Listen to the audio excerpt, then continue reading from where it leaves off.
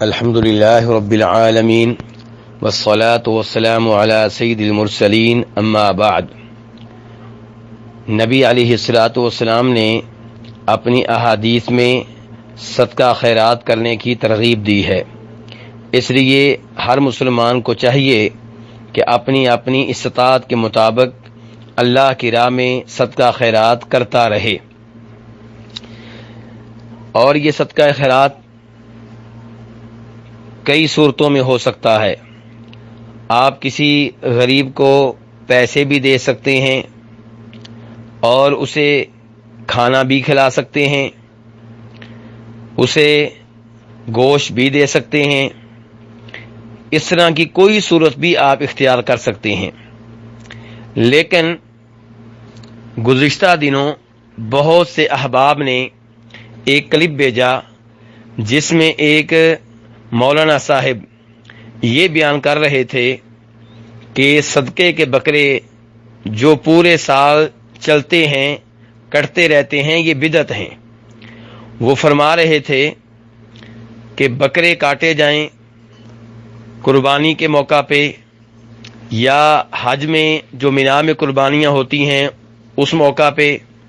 یا عقیقے کے طور پہ۔ اس کے علاوہ جو صدقے کے بکرے کاٹے جاتے ہیں یہ بدعت ہیں، اور وہ کہہ رہے تھے کہ یہ ثواب نہیں ہے بلکہ اس پہ گناہ ملتا ہے، اور فرما رہے تھے کہ اسلام میں صدقے کے بکرے کا کوئی تصور نہیں ہے۔ مزید یہ کہہ رہے تھے کہ کہیں یہ بات نہیں ملتی کہ کسی صحابی نے صدقے کے بکرے کاٹے ہوں۔ آئیے اس بات کا جائزہ لیتے ہیں کہ کیا یہ بات درست ہے۔ تو گزارش یہ ہے کہ یہ بات درست نہیں ہے۔ نبی صلی اللہ علیہ وسلم کے زمانے میں صدقے کے بکرے کٹتے رہے، ذبح ہوتے رہے، اور اس کے دلائل میں چند ایک روایات آپ کے سامنے رکھنا چاہوں گا۔ پہلے نمبر پہ امام بخاری جناب عائشہ رضی اللہ تعالی عنہا سے روایت کرتے ہیں، اور حدیث کا نمبر ہے 6751۔ جناب عائشہ فرماتی ہیں کہ نبی صلی اللہ علیہ وسلم گھر تشریف لائے تو بریرہ جو کہ جناب عائشہ کی لونڈی تھیں ان کے لیے کہیں سے گوشت آیا تھا،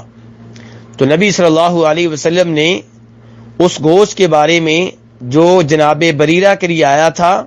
اور روایت کے لفظ یہ ہیں کہ بکری کا گوشت تھا، اس کے بارے میں کہا کہ یہ بریرہ کے لیے صدقہ ہے، لیکن بریرہ کی طرف سے یہ ہمارے لیے ہدیہ ہے، گفٹ ہے۔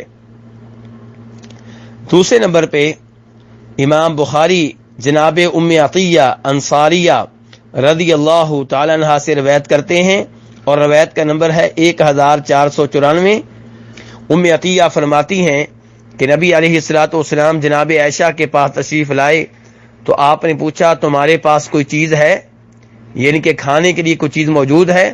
تو جناب عائشہ فرمانے لگی نہیں، میرے پاس کھانے کے لیے کوئی چیز نہیں ہے سوائے اس کے کہ نسیبہ نے، جو کہ جناب ام عطیہ کا نام ہے، نسیبہ نے کچھ بکری کا کچھ گوشت بھیجا ہے، اور یہ وہی بکری ہے جو آپ نے نسیبہ کو بھیجی تھی اور صدقہ کی بکری تھی۔ تو نبی صلی اللہ علیہ وسلم نے فرمایا یہ اپنی جگہ پہنچ چکی ہے۔ یہ آپ کے ان الفاظ کا مفہوم یہ ہے کہ یہ صدقہ کی بکری نسیبہ کے لیے صدقہ کی حیثیت رکھتی تھی، اب جب نسیبہ نے ہمیں یہ گوشت بھیجا ہے تو ہمارے لیے یہ صدقہ نہیں ہے بلکہ ہدیہ ہے۔ تو اس حدیث سے بھی معلوم ہوا کہ نبی علیہ الصلوۃ والسلام نے جناب ام عطیہ کی طرف بکری بھیجی جو کہ صدقہ کی بکری تھی۔ تیسرے نمبر پہ امام مسلم رحمہ اللہ روایت کرتے ہیں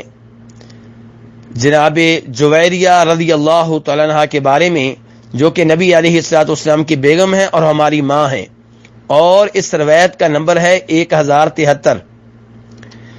جناب جویریہ کہتی ہیں کہ نبی علیہ الصلوۃ والسلام جناب جویریہ کے پاس آئے اور آپ نے کہا کھانے کے لیے کوئی چیز ہے؟ تو جناب جویریہ کہتی ہیں میں نے کہا اللہ کی قسم کچھ بھی نہیں ہے، ہمارے پاس کھانے کے لیے کوئی چیز نہیں ہے، لیکن اس بکری کی ایک ہڈی موجود ہے جو میری آزاد کردہ لونڈی کو بطور صدقہ ملی ہے، تو نبی علیہ الصلوۃ والسلام نے کہا وہ لے کر آؤ۔ تو اس حدیث سے بھی معلوم ہوا کہ نبی علیہ الصلوۃ والسلام کے زمانے میں بکرے اور بکریاں صدقہ کے طور پہ ذبح ہوتی تھیں اور کٹتی تھیں۔ تو خلاصہ کلام یہ ہے کہ صدقہ کے بکرے جو کاٹے جاتے ہیں، ذبح کی جاتے ہیں اور ان کا گوشت تقسیم کیا جاتا ہے، یہ بالکل صحیح ہے اور اس میں کوئی حرج نہیں ہے۔ بلکہ اگر کسی آزمائش کا خطرہ ہو تو اسے ٹالنے کے لیے بھی صدقہ خیرات کیا جا سکتا ہے۔ چنانچہ امام بخاری رحمہ اللہ روایت کرتے ہیں اور حدیث کا نمبر ہے 1044 کہ جب نبی علیہ الصلوۃ والسلام کے زمانے میں سورج گرہن کا واقعہ ہوا تو آپ نے فرمایا سورج اور چاند اللہ کی نشانیوں میں سے 2 نشانیاں ہیں، جب تم دیکھو کہ سورج اور چاند کو گرہن لگا ہے تو تب اللہ سے دعائیں کرو اور تکبیریں پڑھو،